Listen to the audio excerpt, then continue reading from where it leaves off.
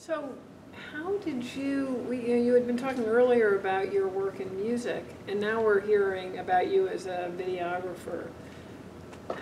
Connect those dots for us a little bit. Well, and I'm now a video artist, more than artist now. If you go online and see what I do graphically, and it's sort of getting a reputation more than in music and for my quote video art.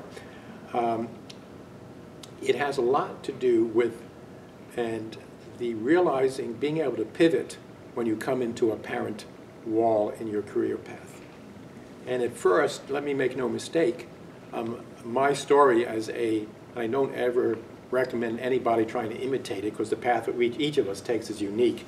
And what happened in my story is so remarkable. In every case, I do see the ability, let's say, to pivot. When I came to a block in my musical career, I was able to, out of desperation, when you really were, at first it was very depressing and humiliating that I couldn't fulfill my dream.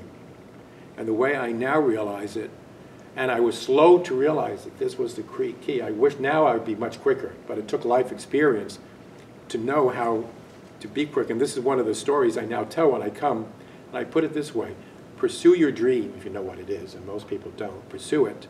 But at some point you're going to realize your dream was your limit. Because when you're young and in college, you do not yet have the imagination to understand how vast your life could really be. And the more you study the liberal arts, you're preparing yourself with all this other material that's going to come in later to let you do remarkable other skills that you don't know you have. The technical skills are learnable relatively easily.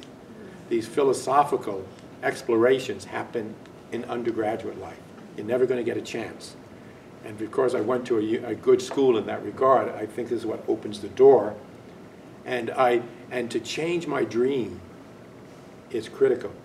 I was telling the story at a class earlier today, was when I found myself working with one of the major defense contractors, U.S. Customs and FedEx, working in a boardroom to develop, right after 9/11, these programs for counterterrorism, and I can go through, the real thing of how to protect the supply chain. Terrorists really want to bring down the world's economy, is attack one of the ports in Hong Kong or the Panama Canal. That's all the easiest thing to do if they were being strategic. So how do you protect that?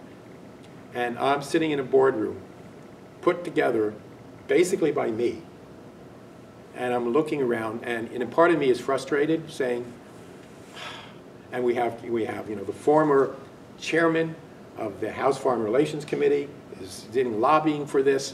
We have meetings down in Washington, and I'm thinking to myself,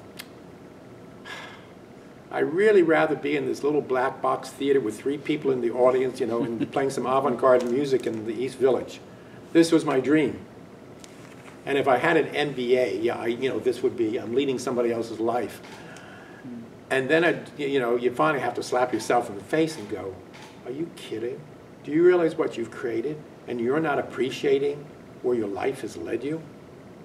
Or all these famous doctors and Nobel Prize winners that I get to interview in depth at levels they've never been interviewed at, and they all come back and say this was one of the most remarkable experiences they've had having a discussion, where we're discussing some of the most deeply things about the nature of mortality, immortality, of the nature of how consciousness works, with people who deal with this stuff every day. And it took me a while to sit back and say, wow, this is really good. So the idea of being able to let go of who I thought I was supposed to be was key. And the technical skills came fairly easily to, just have to adapt to learn it. But this broader background and asking questions, I think, is what led me to know have all these stories, all these people to tell. And it starts here at a college.